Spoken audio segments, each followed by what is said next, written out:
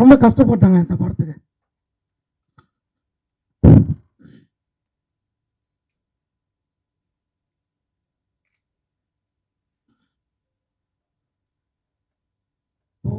ஒவ்வொரு கட்டத்தையும் கடக்கும் பொழுது வலி பயங்கரமாக இருக்கும். ஒவ்வொரு கட்டங்களையும் கிராஸ் பண்ணி போகும் பொழுது பண்ணும் பொழுது வலி பயங்கரமாக இருக்கும். தேட்டருக்கு கொண்டு வர முடியுமா முடியாதா அப்படின்ட்டு நிறைய நெகட்டிவ் 99% நெகட்டிவ் தாட்ஸ் தான் நிறையா இருக்கும்.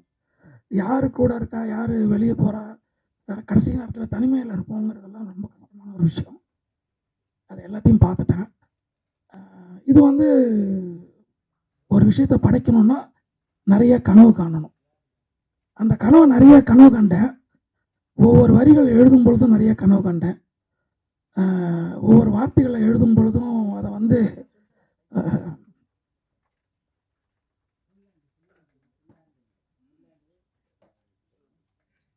ஒவ்வொரு சீனை எழுதும் பொழுதும் கூட உருவாக்கும் பொழுதும் பயங்கரமாக ரொம்ப யோசித்து எழுதுவேன். கிட்டத்தட்ட எனக்கு ஒரு 30 வருஷத்துக்கு மேலே உள்ள கனவு இது. ஒரு படம் ட்ராப் பண்ணிவிட்டு வெளியே வந்தேன், ஆனாலும் விட மாட்டேன், நான் ஜெயிச்சுட்டு தான் வெளியே வருவேன் அப்படிங்கிற ஒரு கான்ஃபிடென்ட் எனக்கு என்னால் இருந்த கான்ஃபிடென்ட். சாவறதுக்குள்ளே ஒரு படத்தை நல்ல படத்தை கொடுத்துட்டு தான் வெளியே சாகணும் அப்படின்ட்டு. சார், பணம் வரும் போகும், பொருள் இருக்கும், சொத்து இருக்கும், என்ன வேணால் இருக்கும். நம்ம மண்ணுக்குள்ளே போயிட்டால் அது எதுவுமே நம்மக்கிட்ட பேசாது. நம்ம செய்கிற செயல் தான் பேசும், நம்ம படைக்கிற படிப்புகள் தான் பேசும். ஒரு விஷயத்தில் ஒரு நாள் சார் சொன்னார், சினிமாவை எவ்வளோ நேசிக்கிறோமோ அதுவும் நம்மளை திருப்பி நேசிக்கும் அப்படின்னு. ஆனால் தண்ணிக்குள்ளே குதிச்சிட்டோம்னா, நிதானமாக நீந்தினோம்னா ரொம்ப நேரம் நீந்தலாம். ரொம்ப வேகமாக நீந்தினோம்னா சீக்கிரமாக டயர்டாகி மாட்டிக்குவோம். இதில் ரொம்ப நிதானம் தேவைப்பட்டது. அந்த நிதானத்தோடையே நான் ட்ராவல் பண்ணேன். எதுக்கும் நான் கவலைப்பட்டதில்லை, எதுக்கும் பயந்ததும் இல்லை. கதண்டாவின் லவ் ஸ்டோரி படத்தினுடைய கதை, திரைக்கதை, வசனம், இயக்கம் அவரை தயாரிப்பும் செய்திருக்கிறார். இயக்குனர் ஹீரோவாகவும் நடித்திருக்கிறார். வீர அன்பரசு அவர்களுக்கு நம்முடைய பொருளாளர் அவர்கள் சால்வை அணிவித்து மரியாதை செலுத்துவார்கள்.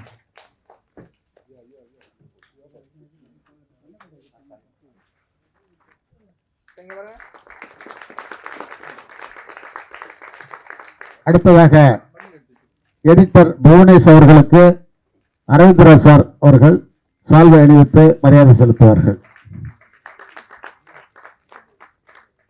அடுத்ததாக சண்டை பயிற்சி இயக்குனர் கோல்டன் கோபால் அவர்களுக்கு நம்முடைய பொருளாளர் அவர்கள் சால்வை அணிவித்து மரியாதை செலுத்துவார்கள்.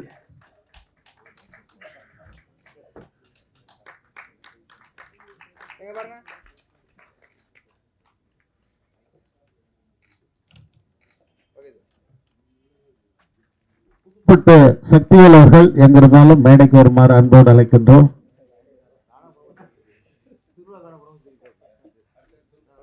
அடுத்ததாக உதவி இயக்குனர் பிரபு அவர்களுக்கு அரவிந்தராஜ் சார் அவர்கள் சால்வை அணிவிப்பார்கள்.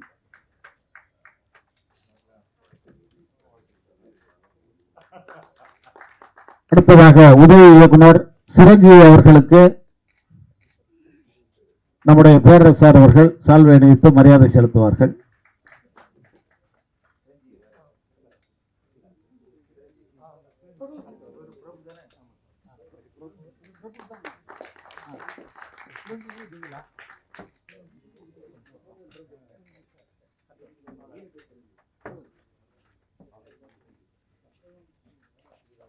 அடுத்ததாக நடிகர்கள் தங்கத்துறை பாண்டியன் அவர்களுக்கு பேரரசு சார் அவர்கள் சால்வை அணிவித்து மரியாதை செலுத்துவார்கள்.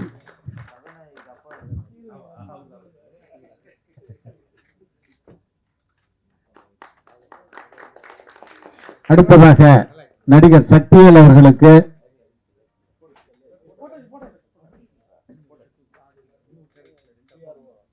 பிஆர்ஓ கோவிந்தராஜ் சார் அவர்களுக்கு சால்வை அணிவித்து மரியாதை செலுத்துவார்கள்.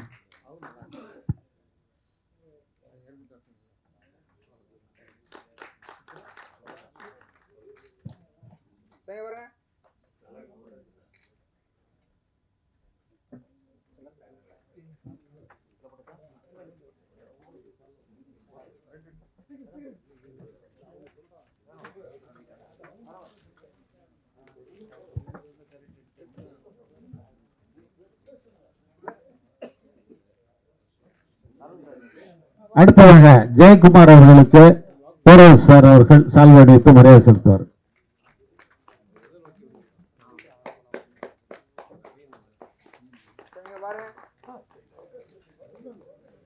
கோ-டைரக்டர்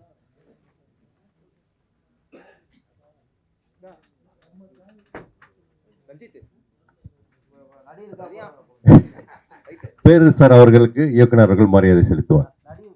ஓ, நடிகர் பேரு சார். சரி சரி.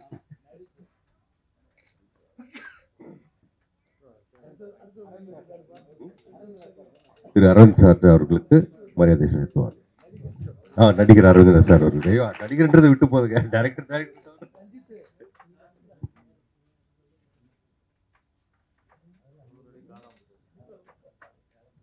திரைப்படத்தின் இயக்குனர் அவருடைய அனுபவம் பற்றியும் திரைப்படம் இயக்குனதை பற்றியும் ஓரிரு வார்த்தைகள் பேசுவார். முதலாவதாக சண்டை பயிற்சி இயக்குனர் அவர்கள் பேசுவார்கள். கோல்டன் கோபால் அவர்கள் வாங்க.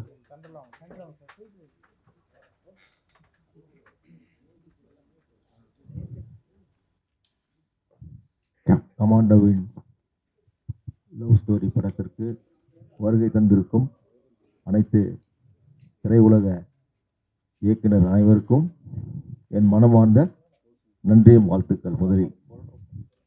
அத்துடன் இங்கு வந்திருக்கும் நமது பத்திரிகை நண்பர்களுக்கும் ஊடக நண்பர்களுக்கும் நன்றியும் வணக்கம்.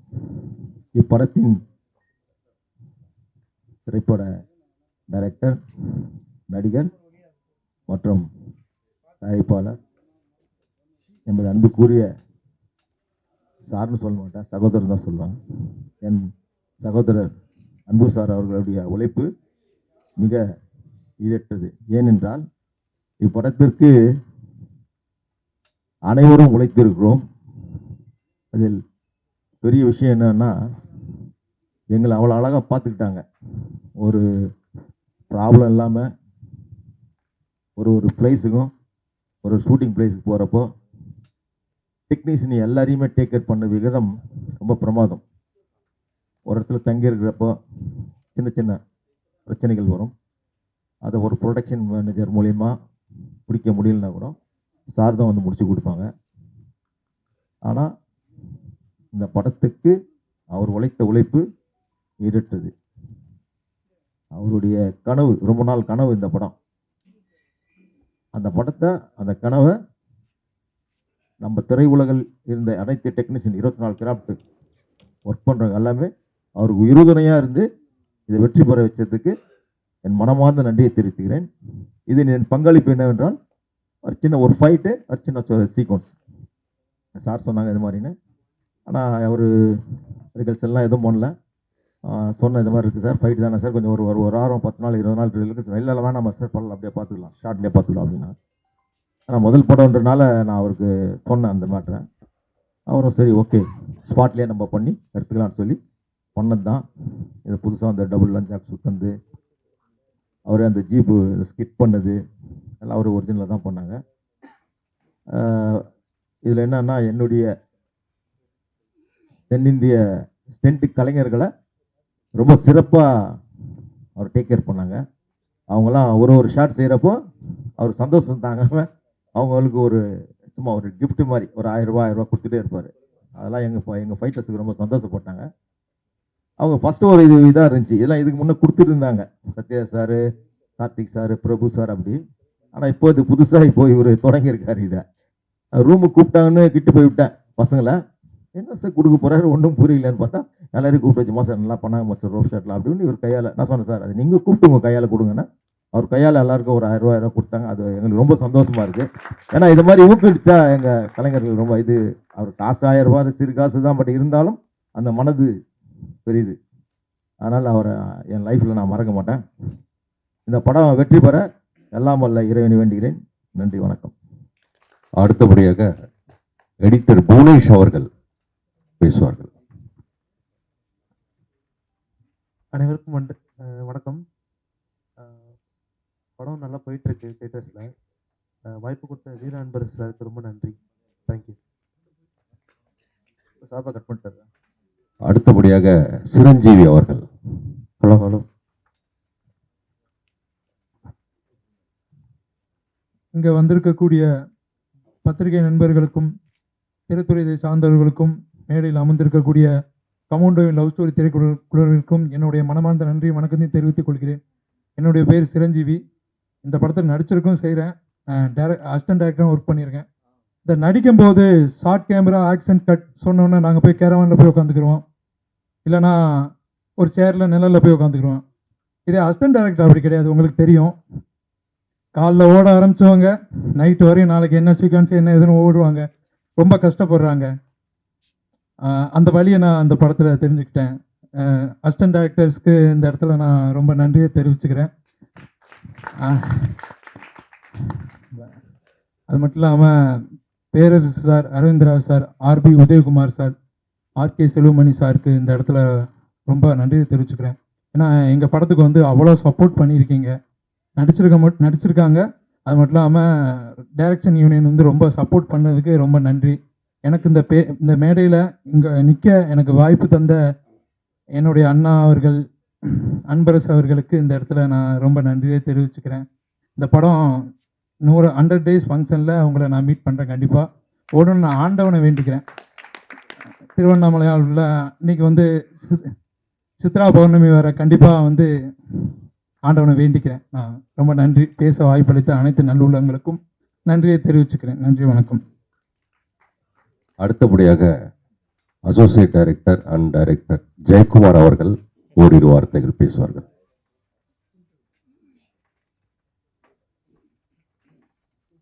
அனைத்து இயக்குநர்களுக்கும் மாலை வணக்கம். இந்த கமாண்டோ லவ் ஸ்டோரி வந்து ஒரு 35 வருட கனவு சாருக்கு.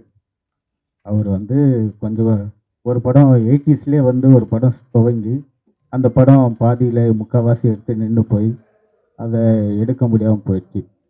இருந்தாலும் அந்த கனவை அவர் விடாமல் ஒரு விடாமுயற்சியாக இதை கொண்டு வந்து திரையில் சேர்த்ததே இந்த படத்தோட பெரிய வெற்றியாக நான் கருதுகிறேன். இன்னைக்கு இந்த நம்ம சங்கம் முழுக்க இங்கே வந்து இதை பார்த்தது அவருக்கு பெரிய, இந்த தமிழ்நாட்டு மக்களே பார்த்த மாதிரி ஒரு விஷயத்தை அவர் உணர்வார். நன்றி. வந்திருந்த அனைவருக்கும் நன்றி. அடுத்தபடியாக முத்துப்பாண்டி சார் அவர்கள் ஓரிரு வார்த்தைகள். Sorry, Duraipandi sir.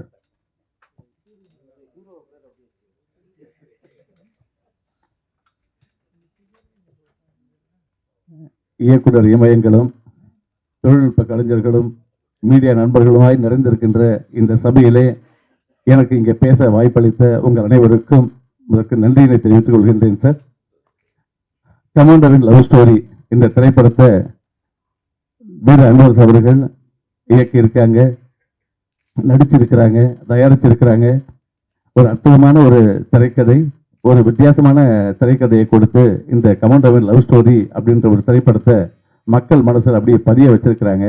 இதில் எனக்கு ஒரு வாய்ப்பளித்து என்னையும் இந்த திரைப்படத்தில் நடிக்க வச்ச வீர அன்பரசு அவர்களுக்கு என்னுடைய மனமார்ந்த நன்றியை தெரிவித்துக் கொண்டு, இந்த படம் நன்றாக வெற்றி பெற வேண்டும் என்று எல்லாம் வல்ல இறைவனையும் வேண்டி விரும்பி கேட்டுக்கொண்டு வாய்ப்புக்கு நன்றி கூறி விடைபெறுகின்றேன். நன்றி, வணக்கம்.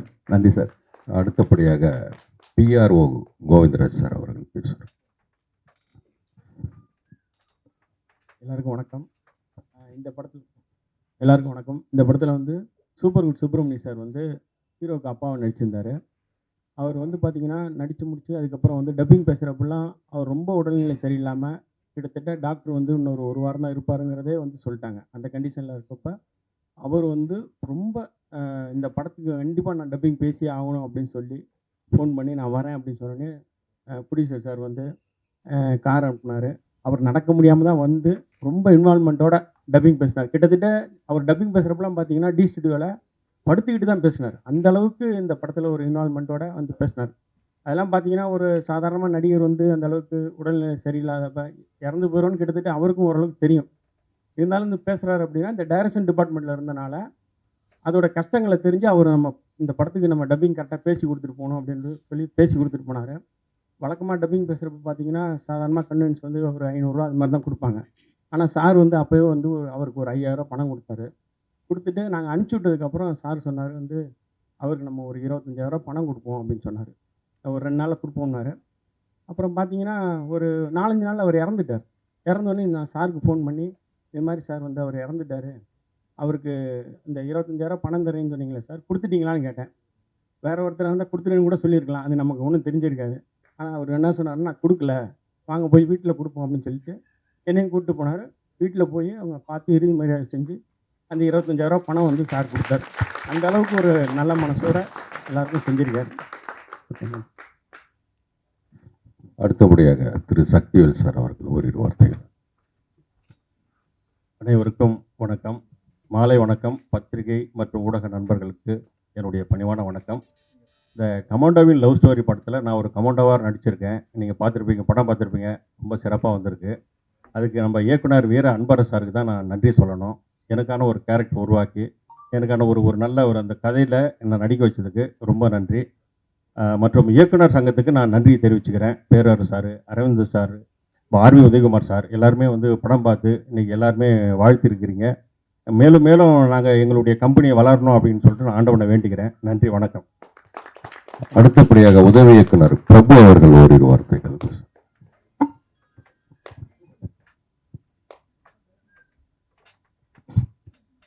அனைவருக்கும் வணக்கம். நான் அசிஸ்டன்ட் டேரக்டரை மேடையில் ஏற்றுவாங்கன்னு தெரில, ஆனால் மேடையில் ஏற்றிட்டாங்க. பேசி பழக்கம் இல்லை, திடீர்னு இப்போ பேச சொல்கிறாங்க என்னன்னு தெரியல. படம் நான் போய் ஒர்க் பண்ண போய் எனக்கு வந்து சார் வந்து கதை சொன்னார். கதை கேட்டப்பே கண்டிப்பாக அது பெருசாக ஹிட் ஆகும் சார். ஏன்னா நிறைய படம் நான் தமிழ், மலையாளம், ஹாலிவுட் படம்லாம் பார்த்துருக்கேன். இந்த கண்டென்ட் அதில் இல்லை. அதில் வந்து ரொம்ப பெருமைப்பாக சொன்னேன், ரொம்ப அருமையாக இருக்குது சார் அப்படின்னு. படம் எனக்கு ரிலீஸ் ஆகி 2வது வாரம் நல்லா போயிட்டுருக்கு. இன்னும் படம் பார்த்துருங்க எல்லாருமே. அப்புறம் சாரை பற்றி ஒரு விஷயம் சொல்லணுனாக்கா, கேப்டன் ஆஃபீஸ்க்கு போனால் எல்லாம் பசியோடு போனாலும் சாப்பிட்டு வந்துடுவாங்க, பசியோடு யாரும் வரமாட்டேன்னு சொல்லுவாங்க. அந்த மாதிரி நம்ம சார் ஆஃபீஸ் யார் வந்தாலும் சரி எல்லாத்தையும் சாப்பாடு போட்டு சாப்பிட வச்சு தான் அனுப்புவார். அது ஒரு சிறப்பு. வாய்ப்புக்கு நன்றி. அடுத்ததாக படத்தின் இயக்குனர் ஹீரோ வீர அன்பரசு அவர்கள் உரை நிகழ்த்துவார்கள். இன்றைய உழைப்பாளர் தினம். உழைப்பாளரின் உறுதுணையோடு இங்கு படைப்பாளிகள் உட்கார்ந்திருக்கின்றார். உங்கள் அனைவருக்கும் எனக்கு என்னுடைய முதற்கண் நன்றியை தெரிவித்துக் கொள்கின்றேன். இந்த சங்கத்தின் பொருளாளர் திரு பேரரசு அவர்களை, அவர் என்னோட படத்தில் நடிச்சதுக்கும் எனக்கு வந்து நல்ல சப்போர்ட் பண்ணார். அதே மாதிரி அரவிந்த் ராஜ் சாரும் ஆன் த ஸ்பாட் எனக்கு கொஞ்சம் பயமாகவே இருந்தது. 2 பேருக்கிட்டையுமே ஒர்க் பண்ணும்பொழுது எப்படி வாங்குறதுன்னு எனக்கு தெரியல, என்ன சொல்கிறதுன்னு தெரியல, பயந்து தான் வேலை செஞ்சேன். ஆனாலும் வந்து எனக்கு ரொம்ப சப்போர்ட்டாக இருந்தாங்க. இன்னொரு விஷயம், ரொம்ப கஷ்டப்பட்டாங்க இந்த படத்துக்கு.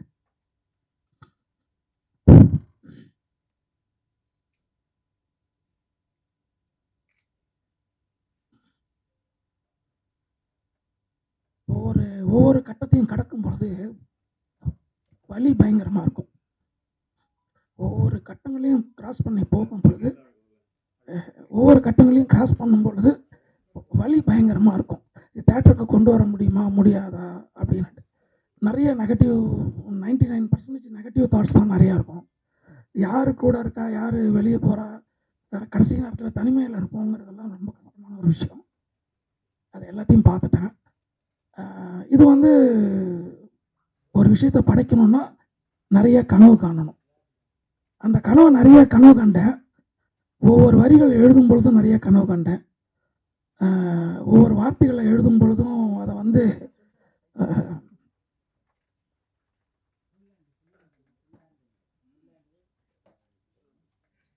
ஒவ்வொரு சீனை எழுதும் பொழுதும் கூட உருவாக்கும் பொழுதும் பயங்கரமாக ரொம்ப யோசித்து எழுதுவேன்.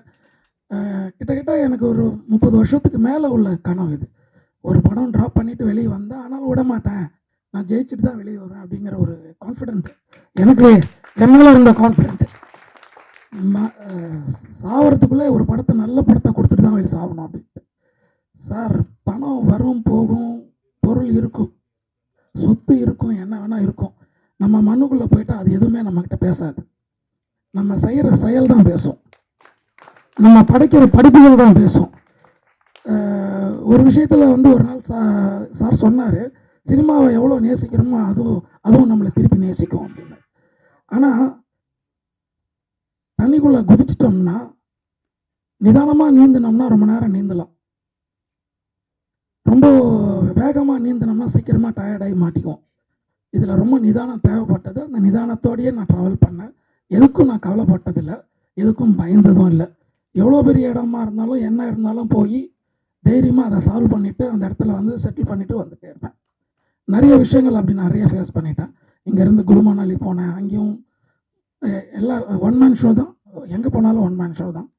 அதே மாதிரி கோவா, ஜவாது ஹில்ஸு எல்லா இடத்துலையும் பார்த்தேன். ஆனால் எனக்கு ஒரு பயம் என்னென்னா, ஜவாது ஹில்ஸுக்கு நான் போய் ஷூட் பண்ணும்பொழுதெல்லாம் 5:30 மணிக்கெல்லாம் இருட்டு கட்டிடும். அது நைட்டு 10 மணி 12 மணி மாதிரி இருக்கும். எல்லாரோட மொபைல்லையுமே பேட்ரி இருக்காது, தீர்ந்து போயிருக்கும். நான் வந்து கடைசி பர்சன் போய் மேலே ஏறுற வரைக்கும் ரொம்ப ரொம்ப என் கூடியே இருந்தது சக்திவேலும், மாஸ்டர், அப்புறம் ஒரு டிரைவர் இருந்தார். இவங்க 4 பேருமே எல்லாரையும், லேடிஸு ஜென்ஸு எல்லாத்தையும், ஏதாவது அனிமல்ஸ் வந்துருச்சுன்னா என்ன பண்ணுறதுன்னு தெரியாது. ஒத்தையடி பாதை வேறு, ஒரு 1.5 கிலோமீட்டர் 2 கிலோமீட்டர் உள்ள டீப்பாக போகணும், அதை விட ரொம்ப ஸ்லோப்பாக வேறு போகணும். சாயங்காலம் வரும்பொழுது கொண்டு போன எக்கச்சக்கமான தண்ணி கேனெல்லாம் தீர்ந்து போச்சுங்க. தண்ணி கேனெல்லாம் தீர்ந்து போச்சு, குடிக்கிறதுக்கு தண்ணி இல்லை. அதாவது பயங்கரமான ஒரு வறட்சி. தண்ணி எடுத்துகிட்டு வரணும்னா திரும்ப 2 கிலோமீட்டர் போயிட்டு வரணும். அதாவது அங்கே இருக்க ஓட தண்ணியாக குடிக்கிறதுக்கும் பயமாக இருக்குது. கிட்டத்தட்ட ஒரு 300-400 குரங்குங்க அங்கே இருந்துகிட்டே இருக்குது. அதுங்களும் அதை குடிக்குது, அது அங்கேயே எல்லாமே பண்ணுது. ஸோ அதாவது இன்ஃபெக்ஷன் ஆகிட்டா என்ன பண்ணுறதுன்றதுனால ரொம்ப ரொம்ப ரொம்ப கேர் எடுத்துகிட்டு எல்லாத்தையும் பார்த்து பத்திரமா நான் கூட்டிகிட்டு வந்துட்டேன். இந்த ஒரே ஒரு சின்ன உதாரணம் நான் சொல்கிறேன். என்னென்னா, படைப்பாளி வந்து ஒரு கதையை எழுதும் பொழுது மனநிலை எப்படி இருக்கும்னா, நம்ம இரவு பகல்னு பார்க்குறோம். ஒரு பறவை வந்து ஒரு மரத்துக்கு மேலே உக்காந்துட்டு அது தினம் நிலாவை பார்த்துக்கிட்டே இருக்கு, அதனால் பறக்க முடியும். ஆனால் அவ்வளோ தூரம் பறக்க முடியுமான்னு தெரியாது. ஆனால் அந்த பேர்டு வந்து கரெக்டாக நான் ஒரு நாள் அங்கே வந்து ரீச் ஆகிறேன் அப்படின்னு சொல்லிட்டு, உன்னை பார்க்கணும் அப்படின்னு சொல்லிட்டு நிலாவை நோக்கி ட்ராவல் பண்ணுது. அப்படி ட்ராவல் பண்ணும்பொழுது ஆரம்பிக்கிற கதை தான் இந்த கதை. இது மாதிரி நான் ஒரு 30 வருஷம் இது கூட உழைச்சிட்டேன். இந்த கதை கூட போய் சேர்ந்தமா இல்லையாங்கிறது அந்த பறவையோட சக்தி தான். அதே மாதிரி தான் நான் இது வரைக்கும் இங்கே ட்ராவல் பண்ணிட்டேன். என் கூட இருந்த எல்லா டெக்னீஷியனுக்கும், உண்மையாக உழைச்ச டெக்னீஷியனுக்கு அவங்க காலில் விழுந்துடுறாங்கண்ணா. நிறைய பேர் வந்து உண்மையாக உழைச்சாங்க. நிறைய பேர் எப்படின்னா, சில டெக்னீஷியன்ஸ் எல்லாம் நான் யாருக்குமே காலையில் வேலை செஞ்சால் ஈவினிங் செட்டில் பண்ணிவிடுவேன். சிலர் என்ன பண்ணுவாங்கன்னா, இந்த ஒரு நாளைக்குள்ளே முடிக்க வேண்டிய வேலையை அடுத்த நாளைக்கு தள்ளுவாங்க, கஷ்டப்பட்டு தள்ளுவாங்க. என்ன பண்ணால், இந்த சீன் இன்கம்ப்ளீட் பண்ணால் அடுத்த நாள் நமக்கு ஒரு வருமானம் வரும் அப்படின்ட்டு. அதாவது ஒருத்தன் கஷ்டப்பட்டு கூட்டிகிட்டு போகிறானே, 100 பேர்த்துக்கு சாப்பாடு போடுறான், 100 பேர்த்துக்கு கடன் வைக்காமல் அன்னன்னைக்கு காசை செட்டில் பண்ணுறாங்கிறத பற்றி கவலை இல்லை. தான் நல்லா இருந்தால் போதும் அப்படின்னு நினைக்கிறாங்க. அது குற்றவாளி கூண்டாச்சா, கடைசி வரைக்கும் அவங்க குற்றவாளியாகவே இருந்துட்டு இருப்பாங்க. பரவாயில்ல, நான் அதெல்லாம் எல்லாத்தையும் மன்னிச்சிட்டேன், கம்ப்ளீட்டாக மன்னிச்சுட்டு நான் அடுத்த வேலையை ஆரம்பிக்கிறதுக்கு இறங்கிட்டேன். என்னோட பயணப்பட்ட எல்லாத்துக்கும் நன்றி கூறிக்கொள்கிறேன். முக்கியமாக படைப்பாளிகள் வந்து ஒவ்வொரு விஷயத்தையும் நான் என்ன சொல்கிறேன், ஒவ்வொரு அசிஸ்டன்ட் டைரக்டராக இருந்தாலும் சரி, டைரக்டராக இருந்தாலும் சரி, இப்போ நான் ஒன்று கற்றுக்கிட்டேன். டைரக்டர் அசோசியேஷனில் இருக்க தலைவர்கிட்ட, செயலாளர்கிட்ட, பொருளாளர்கிட்ட கொஞ்சம் கலந்து ஆசைல்லைங்க. ஏன்னு கேட்டிங்கன்னா, உங்களோட பயணிக்கிற டெக்னீஷியன்ஸ் வந்து யார் மேலே நல்ல சர்டிஃபிகேட் இருக்குது, யாரோட ஆட்டிடியூட்ஸ் நல்லா இல்லை, இதெல்லாம் நீங்கள் கேட்டு ட்ராவல் பண்ணிங்கன்னா அவங்களோட, நான் இவங்ககிட்ட இந்த இயக்குனர் சங்கத்தினோட தலைவர், பொருளாளர், செயலாளர்கிட்ட வைக்கிற வேண்டுகோள் என்னென்னா, நீங்கள் எல்லாருமே தயவு செஞ்சு ஒரு டெக்னீஷியன் லிஸ்ட்டை ரெடி பண்ணிட்டீங்கன்னா இவங்ககிட்ட காட்டி கன்கரன்ஸ் வாங்கிக்கோங்க. ஏன்னு கேட்டிங்கன்னா நம்ம கஷ்டப்பட்டுட்டு திரும்ப இவங்கக்கிட்ட வந்து நிற்கக்கூடாது. ஏன்னா அவ்வளோ ட்ரபிள்ஸ் இருக்குது நிறையா. அதாவது என்ன சொன்னதுன்னா, ஸ்பாட்டில் ஒர்க் நடந்துட்டு இருக்குதுன்னா ஸ்பாட்லேயே இருக்க மாட்டாங்க நிறைய பேர். இப்போ நைட் ஒர்க் பண்ணிகிட்ருக்கேன்னா இருட்டில் யாருக்கு என்ன தெரிய போதும், கொஞ்ச நேரம் போய் ஒளிங்க இருப்போம்.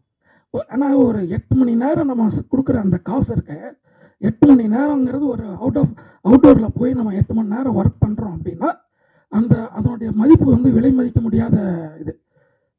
அவ்வளோ பேருக்கு நம்ம சம்பளம் கொடுத்தாகணும், அவ்வளோ பேருக்கு சாப்பாடு போட்டாகணும், ரொம்ப கஷ்டப்பட்டு தான் நம்ம எல்லா வேலையும் செய்கிறோம்.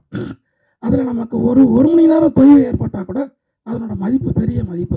தயவுசெய்து என்னோட humble request for all assistant director, associate director, எல்லா டைரக்டருக்கும், நீங்கள் ஒரு டெக்னீஷியன்ஸை ரெடி பண்ணிட்டீங்கன்னா இந்த டெக்னீஷியன் நல்லவரா கெட்டவரான இவரோட ஒவ்வொருத்தரை பற்றியும் ஒவ்வொருத்தருக்கு தெரிஞ்சிருப்பாங்க. கண்டிப்பாக அவங்கள பற்றியெல்லாம் தயவு செஞ்சு சங்கத்தில் கேட்டுட்டு இவங்களை அலோவ் பண்ணலாமா அப்படின்னு ஒரு வார்த்தை கேட்டுட்டு போனீங்கன்னா நீங்கள் சுலபமாக உங்கள் போன வேலையை முடிச்சுட்டு வரலாம். தயவு செஞ்சு என்னோட படத்தை இவ்வளோ நேரம் நின்று உட்காந்து பார்த்ததுக்கு உங்கள் அனைவருக்கும் நன்றி கூறுகிறேன். நன்றி. படத்துடைய இயக்குனர் தன்னுடைய படத்தில் நடந்த சம்பவங்களை விழாவாரியாக நமக்கு பகிர்ந்திருக்கிறார். மிக்க நன்றி. அடுத்ததாக நம்முடைய இயக்குனர் அரவிந்தராஜ் சார் அவர்கள் உங்களிடத்தில் தன்னுடைய கருத்துக்களை பகிர்வார்கள். இயக்குனர் சொந்தங்களுக்கும் ஊடக நண்பர்களுக்கும் இங்கே மேடையிலே வந்திருக்கும் நமது பொருளாளர் பேரரசு அவர்களுக்கும் நமது சங்கத்தின் மற்ற உறுப்பினர்களுக்கும் அமாண்டாவின் லவ் ஸ்டோரி இயக்குனர் அசோசியேட் ஜெயக்குமார் அவர்களுக்கும் சக்திவேல் அவர்களுக்கும் எடிட்டர் அவர்களுக்கும் நம்ம துரைபாண்டியன் அவர்களுக்கும் எல்லோருக்கும் என்னுடைய முதற்கண் நன்றி கலந்த வணக்கங்கள். சார் வந்து இந்த படம் பண்ணும்போது எவ்வளோ கஷ்டப்பட்டோங்கிறத வந்து எடுத்து சொன்னார். இது நமக்கு வந்து பழக்கப்பட்ட விஷயந்தான், ஏன்னா நம்ம பல இடங்களில் இதை பார்த்துருக்கோம். ஆனால் சார்கிட்ட எனக்கு ரொம்ப பிடிச்ச விஷயம், நான் அந்த படத்தில் ஒரு நாள் தான் ஒர்க் பண்ணேன். எல்லா விஷயத்தையும் இந்த 24 கிராஃப்ட்ன்றோம், அந்த 24 கிராஃப்டையும் அவர் பார்த்துக்கிட்டார். செஞ்சாருன்னு சொல்ல மாட்டேன், பார்த்துக்கிட்டாரு. கூடவே இருந்து என்ன வேணும், கஷ்டப்பட்டு ஒரு இடங்களையும் செலக்ட் பண்ணோம், அவ்வளோ தூரம் போகணும்னு சொன்னார்ல, அதுதான் சார் இன்னைக்கு உங்களுடைய இந்த வெற்றி, அற்புதமான வெற்றி. ஏன்னா ஒரு இடத்தையும் பார்க்கும்போது இது எப்படி இவ்வளோ அழகாக போய் இந்த இடத்த செலக்ட் பண்ணி இந்த இடத்துல போராடி இப்படி எடுத்திருக்காங்களேன்னு. அதே மாதிரி நம்ம ஃபைட் மாஸ்டர் சாரை வந்து கண்டிப்பாக பாராட்டி ஆகணும். ஏன்னா அவருக்கு கிடைச்ச ரிசோர்ஸஸ்ஸு எப்படிங்கிறது எனக்கு தெரியும், கிடைச்ச டைம் எப்படிங்கிறது எனக்கு தெரியும். அதில் வந்து இப்படி ஒரு அற்புதமான ஃபைட்டை கொடுத்துருக்காரு. கேமராமேன் வில்லியம்ஸ் சார் வரல, பட் வில்லியம்ஸோடைய ஒர்க் வந்து ரொம்ப அற்புதமாக இருந்தது, பாராட்ட வேண்டிய ஒரு ஒர்க்கு. எல்லாத்த விட வந்து இதில் இயக்குனராக நம்ம அன்பரசு சார் வந்து மிகப்பெரிய வெற்றி பெற்றிருக்காரு. எப்படின்னு நான் சொல்லுவேன்னா, ஒரு கதாநாயகனாக அவர் வந்தாலும் நான் அந்த படம் முழுக்க இருக்கணும் அப்படிங்கிறத அவர் நினைக்கல. என்னுடைய பார்ட்டி வேலை தான். நான் கூட என்னடா இங்கேயே வந்துட்டு சாரோடைய மேட்ரு இங்கேயே முடிஞ்சிடுது, இதற்கு மேலே எப்படி ட்ராவல் பண்ண போகிறாங்கன்னு. அவர் வச்சிருக்கிறது அவருடைய ஹீரோயின் தான், அதுதான் கதை அப்படின்னு அவ்வளவு தூரம் அந்த பொண்ணை வச்சுக்கிட்டு அந்த படத்தை கொண்டுட்டு போய் முடித்தது வந்து ரொம்ப ஒரு அற்புதமான விஷயம். நம்ம கோவிந்தராஜ் சொல்லும்போது நம்ம சூப்பர் குட் சுப்பிரமணிய அண்ணனை பற்றி, அவர் மட்டும் இல்லை, இங்கே இருக்கிற ஒவ்வொரு இயக்குனரும் அப்படி தான். எப்படியா இருந்தாலும் வந்து இயக்குனருக்குன்னு ஒரு கடமை ஒப்படைக்கப்பட்டால் அந்த கடமையை செய்து முடிக்காமல் நம்ம எதையுமே செய்ய மாட்டோம், அது நல்லா எல்லாருக்குமே தெரியும். அதே மாதிரி தான் நம்ம வீர அன்பரசு சாரும் இன்னைக்கு வரைக்கும் காலையிலேருந்து எனக்கு வந்து ஒரு 4 தடவை ஃபோன் அடிச்சுட்டாரு, சார் வாங்க சார், சார் வாங்க சார்னு. அது மாதிரி தான் அவர் படம் செய்கிற காலத்துலேயும் பார்த்துருக்கேன், ஆடியோ ரிலீஸ் அப்பையும் பார்த்துருக்கேன். எல்லாத்தையுமே ஒரு சிறப்பாக செய்யணும்னு தனிப்பட்ட ஈடுபாடோடு அதில் ஈடுபட்டு செய்வார்.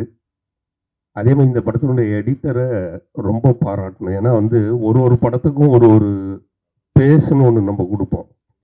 எனக்கெல்லாம் இவ்வளோ ஸ்லோவாக ஒரு படம் பண்ணிட்டான்னா பயமாகவே இருக்கும், ஸ்லோவாக போகுதுன்ற மாதிரி.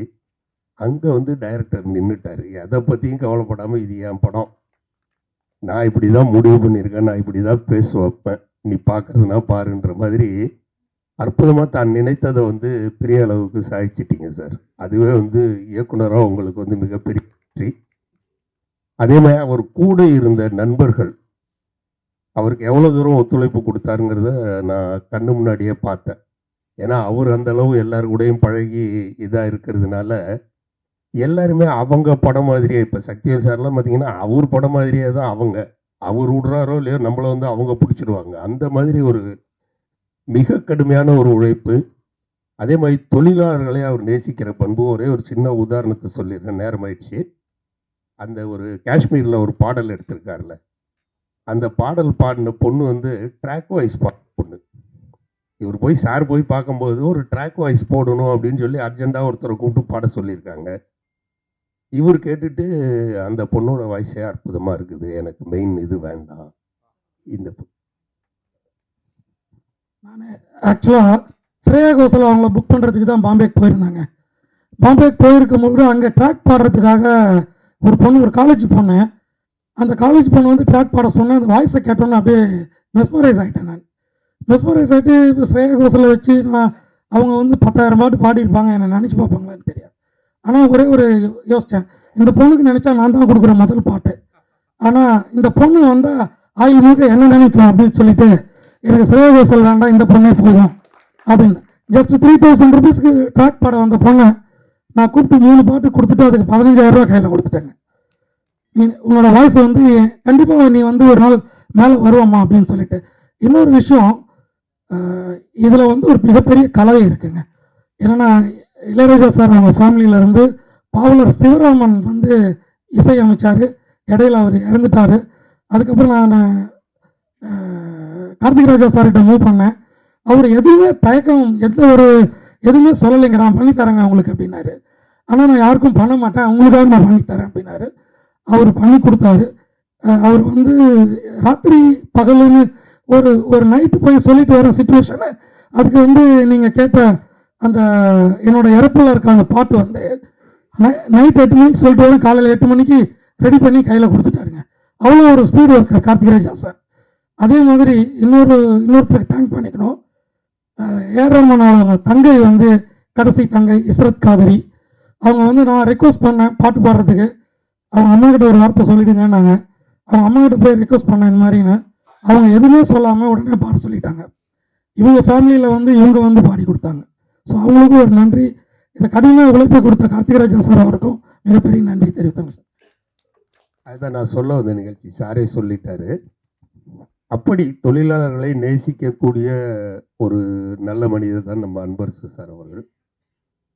கார்த்திக் ராஜா சார் சொல்லவே வேண்டாம், ரொம்ப அற்புதமான ரீரெக்கார்டிங். படத்தினுடைய பேஸையே வந்து அந்த ரீரெக்கார்டிங் தான் டிசைட் பண்ணுது. அந்த அளவுக்கு வந்து ஒரு அருமையான ரீரெக்கார்டிங்.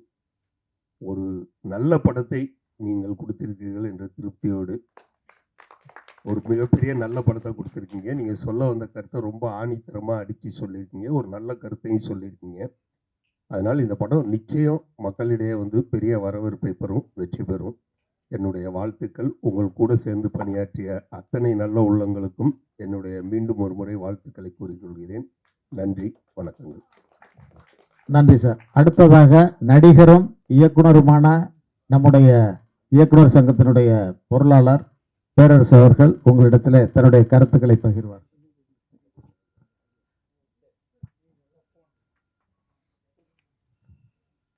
அனைவருக்கும் உழைப்பாளர் தின நல்வாழ்த்துக்கள். இந்த படம் ஒரு 3/4 முடிஞ்ச டைம் நினைக்கிறேன். இதில் கோஆர்டினேட்டர் வந்து நம்ம வெற்றி. ஆமாம், வெற்றி தான் ஃபுல்லாக இருந்து கூட இருந்து கோஆர்டினேட்டர் ஒர்க் பண்ணார். ரெவடியாக நடிச்சிருக்காரு. அவர் ஒரிஜினல் கேரக்டரு கரெக்டாக தெரிஞ்சுக்கிட்டு சார் யூஸ் பண்ணிட்டார். ஓகே, இந்த கேரக்டருக்கு கரெக்டாக இருக்கு அப்படின்ட்டு. அதில் தத்துரமாக அவர் கேரக்டர் இருந்துச்சு. என்ன வசந்தண்ணே, கொஞ்சம் உட்காருங்கண்ணே, 2 நிமிஷம் முடிச்சிடுறேன். மக்கா நம்ம விஷயம் கிளம்புறது அப்படியே. அவரோட வெற்றி வந்து சார் புது டைரக்டர் அன்பரசன்ட்டு ஒரு படம் பண்ணுறாரு. நீங்கள் நடித்து கொடுக்கணும் சார். நடித்தா அவங்க கொடுக்கணும், இல்லை நடித்து கொடுக்கணும் அப்படின்ட்டு. சரி, ஒன்று இருக்காது போல இருக்கு. சொல்லும்போதே கொஞ்சம் நடித்து கொடுக்கணும்னு ஹெல்ப்பாக கேட்குறப்ப கேட்டாப்புல. சரி ஓகே, புது டைரக்டர், புது சின்ன படம், ஓகேன்ட்டேன். லொக்கேஷன் அனுப்புகிறாரு ஸ்பாட்டில் இருந்து. திருவள்ளூர் பக்கத்தில் அதானே சார், கொஞ்சம் திருவள்ளூர் ஒரு 5 கிலோமீட்டர் முன்னாடி இருக்கும் அவ்வளோதான் ஒரு காலேஜ். போகிறோம் போயிட்டே இருக்கு. எனக்கு என்னடனா சரி காசு கொடுக்க போகிறதில்ல, இதுக்கு இவ்வளோ தூரம் போகணுமா, இங்கே லோக்கல்லே இருந்தால் பரவாயில்ல, இதனால் எத்தனை கிலோமீட்டர் போகுது, சரி வாரம் சொல்லிட்டோம். போயிட்டு சார் டயலாக் சொல்கிறாரு, ஸ்டார்ட் கேமரா ஆக்ஷனுங்கிறாரு. ஒரு பக்கம் டயலாக் போனால் கூட விட்டு வராதோ அப்படின்னு அது வரைக்கும் போயிட்டுருக்கு. சரி வந்துட்டான், வெற்றி வரை இழுத்து விட்டாப்புல அடித்து முடிச்சாச்சு. எல்லோரும் பாயிட்டு காரில் ஏறிட்டேன். டக்குன்னு சார் ஆள் அனுப்பி ஒரு கவர் சார் கொடுக்க சொன்னார். அப்பாடா வராதுன்னு நினச்சது, எதிர்பார்க்கவே இல்லை. ஆனால் இப்போல்லாம் நிறைய நடிச்சுட்டு கொடுக்க மாட்டேங்கிறாங்க. அதே வருஷம் சம்பளம் பேசிட்டு கொடுக்கல, பேசாமே சம்பளம் கொடுத்த ஒரே ஆள் தான். அப்போ நிறைய கேள்வி போடுறேன். இவர் சொல்கிறது இல்லை, யாராருக்கு என்னென்ன பேசணுமோ அதை கரெக்டாக செட்டில் பண்ணுற ஒரு ப்ரொடியூசர். முதல்ல ப்ரொடியூசராக நல்ல புதுசாக வெட்டி அடைஞ்சிருக்காரு. ஒரு ப்ரொடியூசருக்கு அழகு அப்படின்னா ஒருத்தர் கேட்குற சம்பளத்தை கொடுக்கக்கூடாது. ஒரு நடிகரோ டைரக்டரோ கேமராமேனோ யாரும் சரி கேட்குற சம்பளத்தை கொடுக்கறது நல்ல ப்ரொடியூசரில். முடிஞ்ச வரைக்கும் குறைச்சி பேசணும், அதுதான் நல்ல ப்ரொடியூசர், சரியான ப்ரொடியூசர். ஆனால் குறைச்சி பேசிட்டு அதில் ஒரு விஷயம் கூட குறைச்சிங்கன்னா மிக மோசமான ப்ரொடியூசர். குறைச்சி பேச உங்கள் கடமை, ஆனால் பேசுகிற அமௌண்ட்டை கொடுக்கறது அதை விட மிகப்பெரிய கடமை. இப்போ அது இல்லை. இந்த மாதிரி சூழ்நிலை இப்படி ப்ரொடியூசரு அன்பரசு வந்திருக்காருன்னா முதல்ல அவருக்கு நிறைய பாராட்டுக்கள். அப்புறம் இப்போ அக்னி வெயில் ஆரம்பிச்சு கொளுத்துது. இந்த நேரத்தில் ஃபஸ்ட்டு முதல்ல அவருக்கு நன்றி சொல்லணும்னா குழுமான இல்லை, குழுன்ட்டு. ஆமாம், கதைனாங்க அப்படித்தான் இருக்குது, லொக்கேஷன் அப்படித்தான் இருக்குது. நனைய விட்டார் பாருங்க.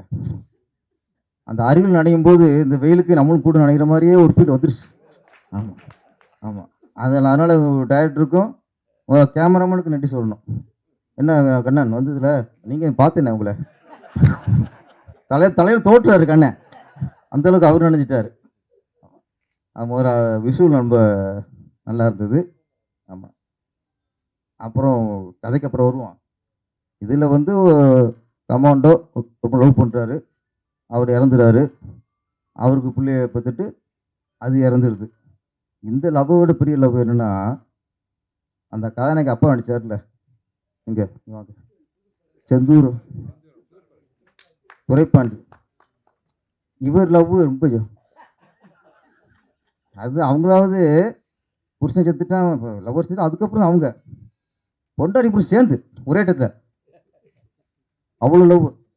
ஒரு சீனாலும் அந்த டைலாக் பேசி சாருக்கு முன்னாடி ரொம்ப நாளைக்கு அப்புறம் சார் ஒரு யதார்த்தமான நடிப்பு ரொம்ப நல்லா நடிச்சிது சார். Thank you sir.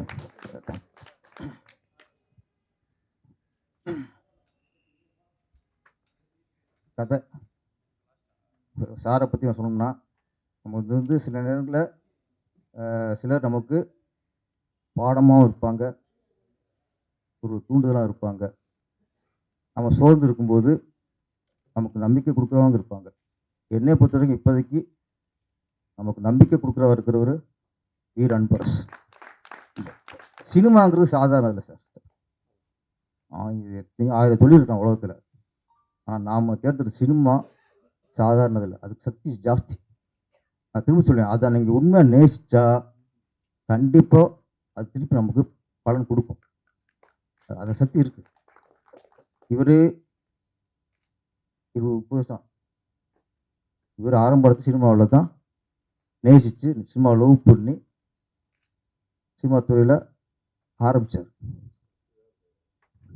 ஆமாம்மா, அது இடையில சில இது டிஸ்டர்ப் ஆகி வேறு வேலை சேர்ந்துட்டார், கஸ்டமர் ஆஃபீஸாக போய் சேர்ந்துட்டார். அவர் அந்த கஸ்டமர் ஆஃபீஸாக ஒர்க் பண்ணியிருந்தால் கூட அந்த சினிமா மேலே உள்ள மோகம், அந்த தாகம், அது அவருக்கு இருந்துகிட்டே இருந்திருக்கு. ஒரு பொசிஷனில் அந்த வேலையை ராஜா விட்டார். விட்ட உடனே ஃபஸ்ட் என்ன, இந்த ஆள் மனசு இருந்துச்சுல சினிமா, அந்த ஆள் மனசு உள்ளது வெளியே வந்துருச்சு. சினிமா ஒரு படம் இயக்காமல் வெற்றி அடையாமல் நம்ம வாழ்க்கை முடியக்கூடாது. அந்த வெறி தான் இன்னைக்கு கம்பவுண்ட் லவ் ஸ்டோரியாக படம் எடுத்து நம்ம பார்த்துருக்கோம் சார். அப்போ சினிமாவை நம்ம நேசிட்டே இருந்தோம்னா என்னைக்காவது நம்ம டேரக்டர் ஆகிக்கிறோம் சார். அதுக்கு ஒரு உதாரணம். இன்னொன்று, இவருக்கு நன்றி சொல்கிறத விட இவங்களுடைய மனைவிக்கு நன்றி சொல்லணும். அவங்க தான் ப்ரொடியூசர். ஒரு கஸ்டமர்ஸ் ஒர்க் பண்ணி வேலையை விட்டாச்சு. இப்போ இருக்க பணத்தை இவரும் காலத்துக்கு தக்க வச்சுக்கணும். இப்போ போய் படம் எடுக்க சொன்னால் யாராவது எந்த ஒய்ஃபாவது விடுவாங்களா? இருக்க சம்பாதிச்சதெல்லாம் சின்ன விட போகிறேன்னு ஒரு பயம் இருக்கும்ல உங்களுக்கு. பக்கத்துணையாக இருந்து உங்கள் லட்சியம் நிறைவேறணும், நீங்கள் படம் பண்ணுங்க, நான் கூட இருக்கேன் அப்படின்னு தயாரிப்பாளர் கூட இருந்து இந்த படத்தை அவங்க முடிச்சிருக்காங்க. அப்படி ஒரு மனைவி வந்தது உங்களுக்கு மிகப்பெரிய வரம் சார். கம்பவுண்ட் லவ் ஸ்டோரி நம்ம இதில் நிறைய இராணுவ கதைகள் ரொம்ப நாளாச்சு. இப்போ வேறு மாதிரி போச்சு. இப்போ முன்னாடி நாட்டை காப்பாற்றுற கதையாக இருந்துச்சு, இப்போ கஞ்சா காப்பாற்றுறது பெரிய கதையாக இருக்கு. ஒரு பதவிக்கு துரோகம் பண்ணுற எம்எல்ஏ, மந்திரிகள், அரசியல்வாதிகள் நிறையா இருப்பாங்க. செய்கிற தொழிலுக்கு துரோகம் பண்ணுற காவல்துறை அதிகாரிகள் நிறைய பேர் இருப்பாங்க. செய்கிற தொழிலுக்கு துரோகம் பண்ணுற டாக்டர், வக்கீல், கலெக்டர், இதோட அதிகாரிகள், இப்படி நம்ம நாட்டில் எல்லாருமே துரோகம் பண்ணுறதுல ஆள் இருக்கும், எல்லாத்துலேயும் இருக்கும். ஆனால் துரோகம் பண்ணாத ஒரே ஒரு ஆள் தெரியுமா? இராணுவ வீரர் சார். இராணுவத்தில் ஒரு இராணுவரை மட்டும் ஒரு இராணுவ நாட்டுக்கு துரோகம் பண்ணிட்டான்னு இருக்காது சார். அப்போ அவங்களுக்கு இந்த மாதிரி படம் பண்ணுறது உண்மையிலே அவங்களுக்கு சல்யூட் அடிக்க மாதிரி. இந்த படம் தமிழ் லவ் ஸ்டோரி இராணுவருக்கு நம்ம கொடுக்குற சல்யூட். அவங்களுக்கு அது ஒரு சமர்ப்பணம் மாதிரி. அது மாதிரி நம்ம ரேராக எடுத்தால் கூட இப்படி கதை அப்பப்போ எடுக்கணும். இப்போ கதை எடுத்த அன்பரசுக்கு என்னுடைய வாழ்த்துக்கள். அப்புறம் சார் ரொம்ப ஃபீல் பண்ணிட்டார். ஒரு விஷயம் மட்டும், எதுவும் ஒரு தோல்வி கூட ஓகே சார். ஒரு தோல்வி, ஏமாற்றம், இதெல்லாம் கூட நம்ம தாங்கிக்கலாம். ஆனால் ஒரு படம் பண்ணி விட்டு ஒரு இது ஏண்டா பண்ண வந்தோம் அப்படின்னு யோசிக்கிறதுக்கு ஒரு பண்ண முடிச்சிங்களே, அதுதான் உலகத்தை மிகப்பெரிய துரோகம். அவர் லட்சியம் படம் பண்ண வந்துட்டார். அப்போ ஒரு எவ்வளவு மன வலிகள் உள்ளே இருக்குது. நிறையது நானே சமீபத்தில் பார்த்துருக்கேன். இந்த 6 மணிக்கு ஒரு டைரக்டரு, அசிஸ்டன்ட் டைரக்டரு எல்லாருமே நீ விஷயம் முடிச்சிடணும்னு ஒரு வேகமாக போய்கிட்டு இருக்கும்போது மற்ற எல்லாரும் டிலே பண்ணுவாங்க சார். டிலே பண்ணுவாங்க. ஏன்னா இது ஒன்றை கழிச்சா மாறிடாதா?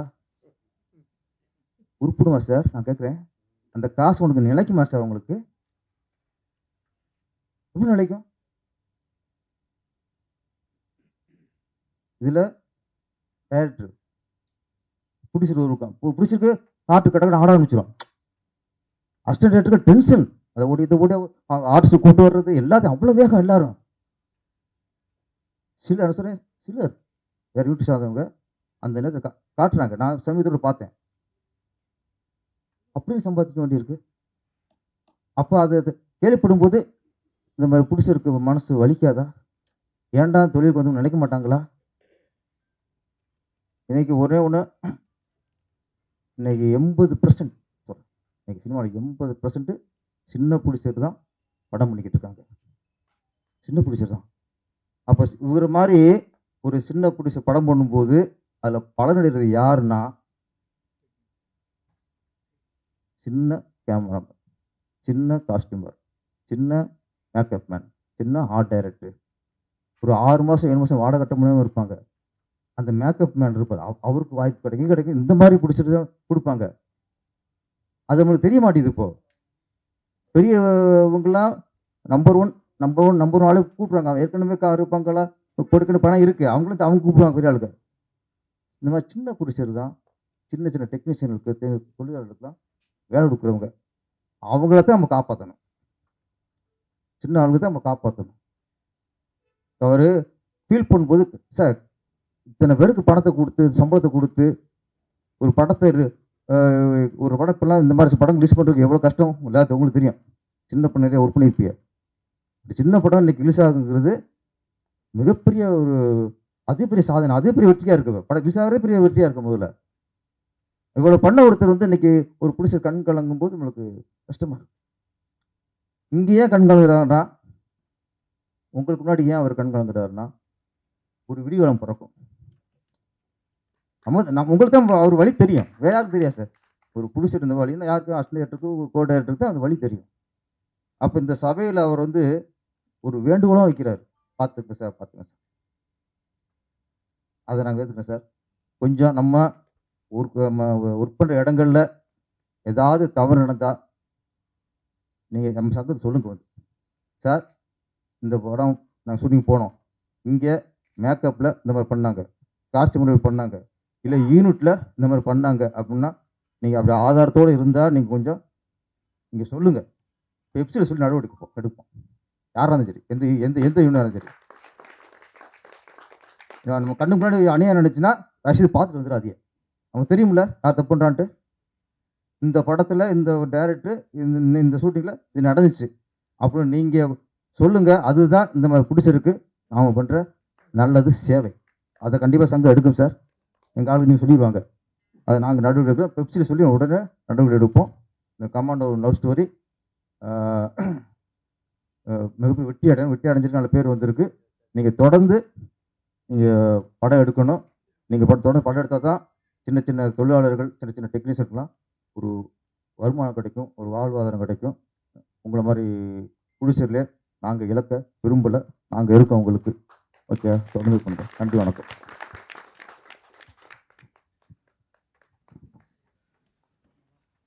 படக்குழுவினருக்கு நன்றி.